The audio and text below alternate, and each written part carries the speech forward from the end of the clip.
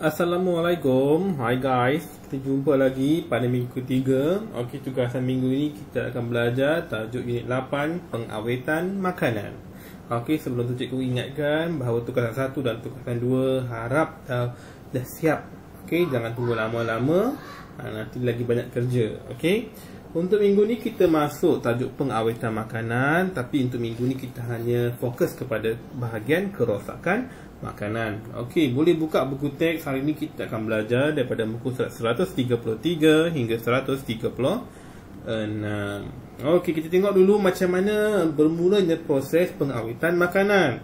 Okey, orang dulu pun dah mula buat macam mana dia nak memastikan makanan tu bertahan lama. Okey, cuma guna kaedah yang boleh dibuat lah. Okey, macam ni. Diguna apa? Macam ni diguna apa? Dia masak ataupun dia bakar, ataupun dia salai, supaya ikan tu dapat tahan lebih lama. Okey, kalau yang ini pula dia keringkan. Bila dikeringkan, maknanya bila tiada air, mikroorganisma tidak dapat hidup. Jadi makanan tu boleh tahan lama sikit lah. Okey. Okey, kemudian dia kata lumurkan garam pula. Okey, garam ni nutrien yang mikroorganisma tak boleh hidup. Bila ada garam, bila keadaan tu terlalu asin, mikroorganisma tu akan mati. Tu fungsi garam tu. Okey, lepas tu pada abad ke-19, Louis Pasteur ni dia menemui kaedah pula macam mana nak menghapuskan bakteria secara pemanasan dan penyejukan cecair. Okey, sekarang kita dah macam-macam cara yang kita boleh guna untuk mengawetkan makanan. Okey, kamu tengok dekat rumah tu macam mana makanan tu kita boleh simpan sampai 2-3 hari, seminggu, sebulan, macam mana. Kamu boleh tengok macam mana kalau yang tahan lama tu, macam mana dia buat disimpan. Okey, itu cara pengawetan makanan supaya makanan tu lebih lama bertahan. Okey, hari ni minggu ni tajuk ni kerosakan makanan saja. Okey, nanti kalau banyak sangat nanti cepat sangat habis. Okey, kamu tengok dialog ni, dia kata makanan tu rasa masam. Dia kata kenapa rasa masam? Sebab dia kata itu kan sandwich semalam. Okey, bila sandwich semalam kalau dibiarkan pada suhu bilik, dia takkan tahanlah lama sebab dia sudah rosak. Macam mana kita nak tahu dia rosak? Kita bau sesuatu yang tidak enak. Bila kita rasa, dari rasa kita rasa dia masam. Bila kita nampak, kita lihat. Gunakan organ dari penglihatan macam mana rupa sandwich tu. Jadi di sini kita menggunakan KPS memerhati. Macam mana kita nak tahu makanan tu rosak. Okay, now kita pergi kepada jenis-jenis makanan. Macam mana kita tahu keadaan dia rosak ke elok. Okey, untuk daging ataupun ayam, okey, macam mana kita nak tahu dia sudah rosak? Kita boleh tengok warna dia. Dia jadi hitam. Okey, lepas tu dia berbau busuk. Tak elok, dan dia berlendir. Dia macam melekit berlendir itulah. Itu contoh macam mana daging ataupun ayam rosak. Kalau ikan pun lebih kurang lah. Okey, kita boleh nampak dia berubah bentuk ikan tu. Dulu kalau kita beli kat pasar dia macam cantik, fresh. Bila kita biar lama nanti dia bertukar warna, lepas tu dia berbau busuk. Okey, next. Untuk nasi, roti dan kek, dia benda yang sama dikumpulkan sebagai satu kumpulan yang sama, iaitu bila dia dah tamat tempoh. Okey, dah tamat tempoh maknanya kita tak boleh makan lagi dah. Dah tamat tempoh. Contohnya kalau nasi dalam periuk tu, kalau kita biar je dalam 2-3 hari, kamu boleh cuba Okey, ambil nasi hari ni yang lebih lah, yang tak makan dah memang tak makan, angkat kerak tu, kamu letakkan pada suhu bilik lah, biar dia terdedah. Tengok dalam 2-3 hari macam mana rupa dia. Kamu akan nampak nasi tu bertompok hitam. Lepas tu dia berlendir, macam ada air sikit, dia macam dah basi. Itu nasi. Kalau roti biasa kamu akan nampak dia berkulat, sama macam kuih bolu tu. Bila dah berkulat tu maknanya dah expired. Okey, jadi tak elok lah makan, boleh menyebabkan sakit perut. Macam mana pula kalau buah dengan sayur? Okey, kalau buah dengan sayur pun sama saja, maknanya bila dia tak elok dia akan berubah bentuk. Contohnya kalau apple tu, dia luar dia dah dapat hitam dah, bila kita picit dia lembik. Lembik tu dah tak elok lah tu. Okey, warna hitam, dia ada tompok-tompok macam pisang tu. Kalau sayur tu kita nampak daripada hijau dia jadi kehitaman, ataupun kuning ke, daripada hijau jadi kuning ke. Tu kita nampak sayur atau buah-buahan tu sudah rosak. Okey, macam mana pula kalau dengan susu? Kalau dengan susu kita boleh bau. Okey, kadang-kadang kalau susu ni dah expired, dia akan bau masam, bau tidak menyenangkan. Okey, bila kita rasa dia masam, dan bila kita perhatikan, bila kita keluarkan susu tu daripada botol ke daripada kotak ke, dia akan berketul-ketul ataupun berbuih-buih. Itu maknanya sudah expired. Sebab tu untuk susu yang dalam kotak ke dalam tin ke, dia ada ni expired date. Okey, kena alert lah berapa lama nak guna. Kalau dah buka, dekat mana perlu kita simpan supaya dia tidak rosak. Okey, untuk muka surat ni kamu tengok. Okey, kenapa dia rosak? Maknanya mak dia dah siap-siap itu pada pukul 7 pagi, tapi dia dah terlewat dan dia tak sempat nak makan.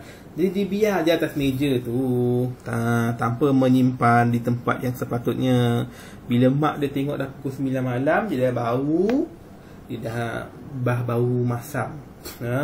Okey, kenapa? Sebab masa inilah masa ditinggalkan mikroorganisma dan bakteria hadir pada roti itu. Jadi bila dah hadirnya mikroorganisma dan bakteria, kita tak boleh makan sebab makanan itu sudah rosak. Nampak ni tindakan mikroorganisma. Okey, jadi kamu dah tahu dah kenapa dan macam mana makanan tu kita tahu dia dah rosak. Okey, nah kita tengok modul. Okey, untuk yang pertama nota, apa yang perlu kamu buat? Kita belajar hari ni adalah kerosakan makanan. Okey, ada cikgu dah beri dah ayam.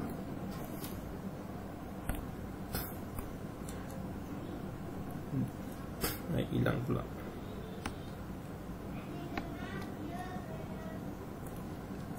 Okey, daging.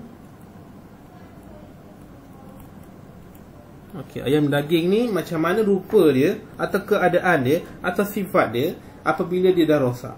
Sama macam sayur-sayuran, buah-buahan, susu, nasi dan ikan. Okey, ini kamu nyatakan dalam buku nota. Okey, kemudian cikgu nak tambah sikit bawah ni. Okey, tambah sikit nota bawah ni. Okey, cikgu tertinggal. Okey, sebab dalam buku teks dia tak ada faktor-faktor yang mempengaruhi pertumbuhan mikroorganisma. Okey, sebab ini berkaitan dengan tajuk yang dulu kita belajar, iaitu tajuk mikroorganisma. Jadi kamu tulis dekat sini apakah faktor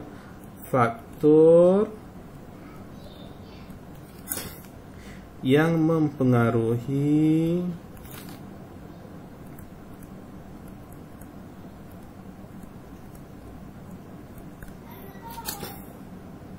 pertumbuhan mikroorganisma.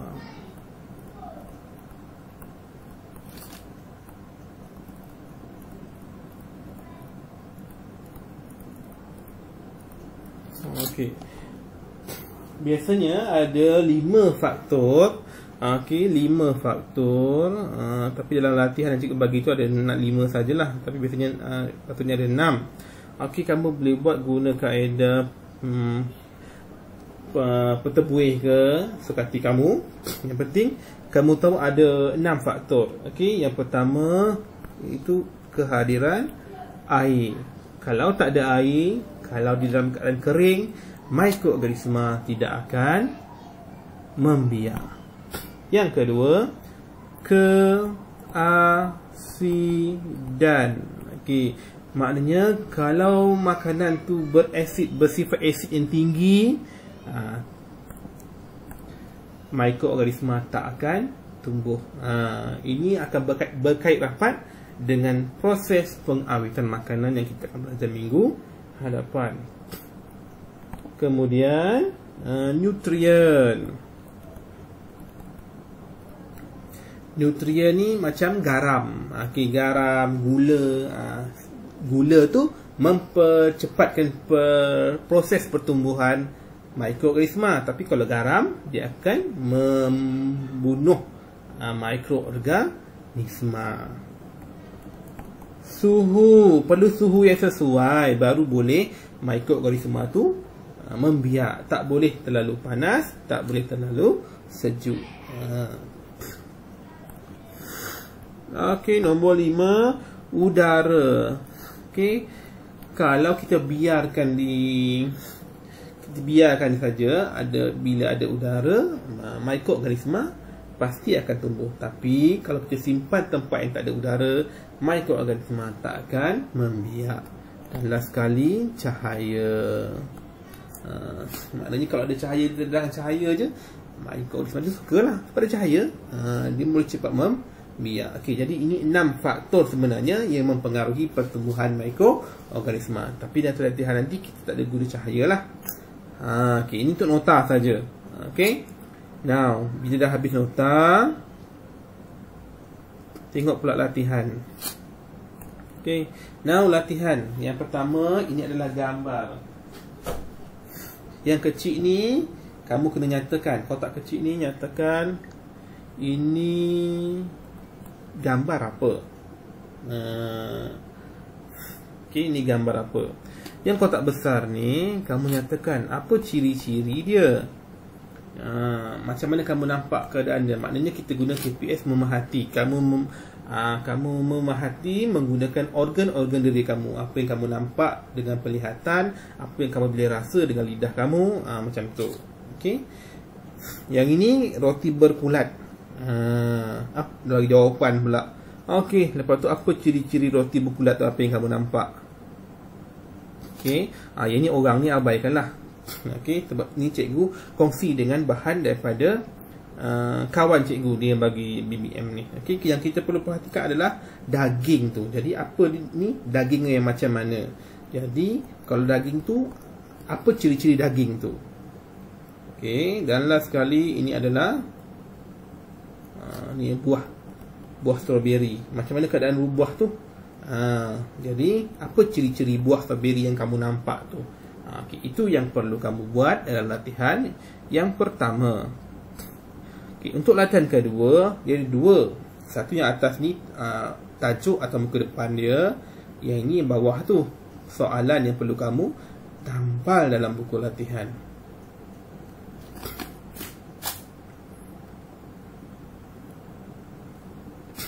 Okay. Kamu perlu gunting keliling ni. Okay, gunting keliling ni. Okay, gunting, semua ni gunting lah. Okay, ni perlu gunting. Okay. Dan tampal semuanya. Okay, ini dikira kamu punya jawapan. Dia punya soalan ada dekat atas. Okay. Ini pun macam tadi juga, gunting benda yang sama. Gunting. Okay, kita dah gunting. Okay, then kita gunting ni lagi. Ni tepi ni. Dia jadi macam bila kamu gunting nanti jadi macam kelopak bunga kembang ke atas. Okay. Jadi yang ni sahaja belakang dia lah, jangan depan pula. Yang ni saja belakang dia kamu gam.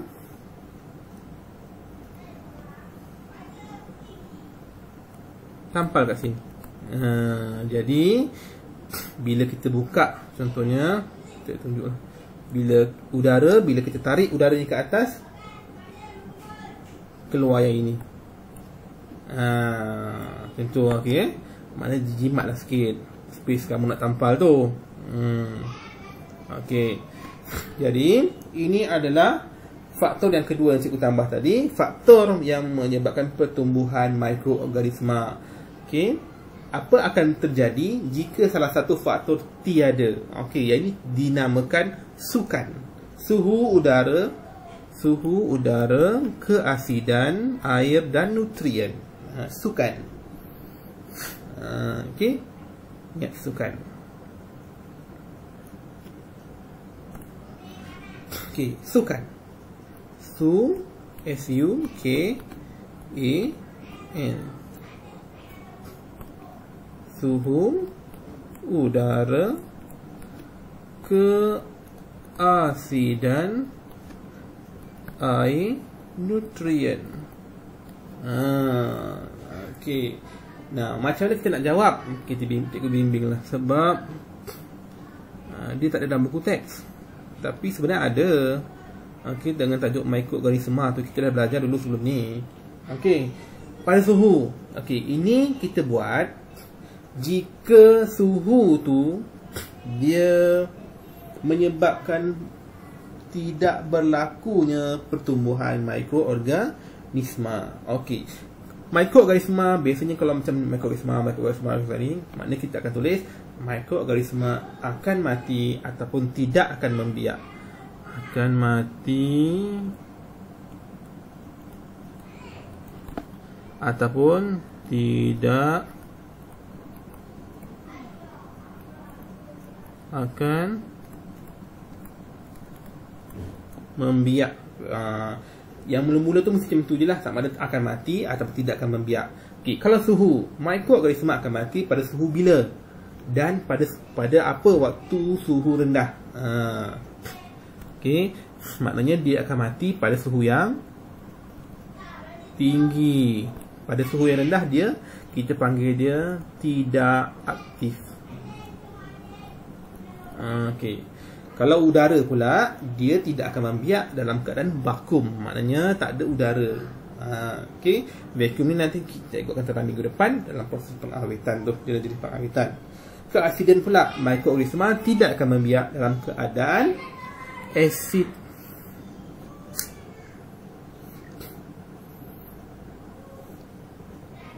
Dalam keadaan terlalu berasid.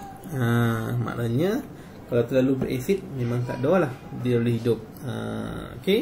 Kalau air pula, mikroorganisma tidak dapat membiak dalam keadaan. Kalau tanpa kehadiran air kita panggil apa? Ini cikgu tinggalkan satu-satu ni ruang untuk cuba buat. Okay.